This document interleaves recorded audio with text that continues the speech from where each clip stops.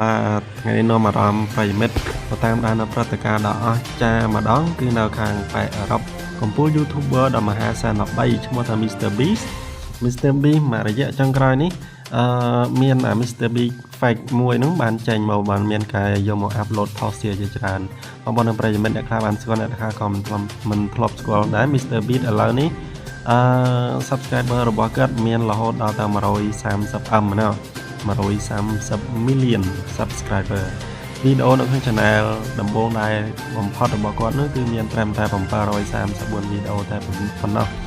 និយាយពីចំនួនអ្នក view នៅក្នុងវីដេអូរបស់គាត់គ្រាន់តែវីដេអូមួយ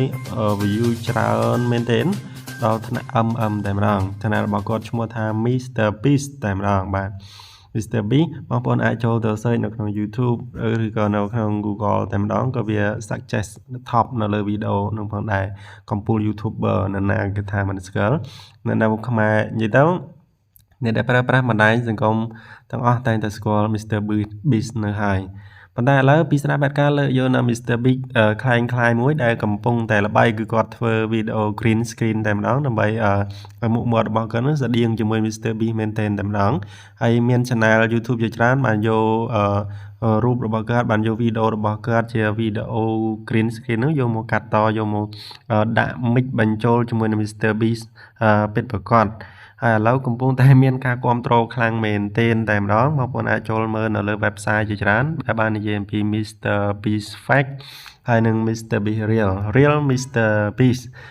ហើយពីស្រាប់បែបការឃើញច្រើនបងប្អូនបើចង់ដឹងថា Mr Beast ចង់ក្លាយជា YouTuber ដ៏អស្ចារ្យដូច Mr Beast បងប្អូនអាចរៀនធ្វើបងប្អូនអាចសិក្សារៀនសូត្រទៅតាមអ្វីដែល Mr Beast នោះបានធ្វើផងដែរព្រោះវីដេអូរបស់គាត់សុទ្ធតែបង្កប់សុទ្ធតែបង្ហាញនៅភាពសប្បាយរីករាយជាច្រើនសម្រាប់អ្នកទស្សនាជាក់ស្ដែងដោយ admin ជាដើម admin តាមដានរាល់វីដេអូរបស់ Mr Beast ច្រើនមែនទែនហើយនេះគឺជាការផ្សព្វផ្សាយអំពី YouTuber នៅលើ YouTube នឹង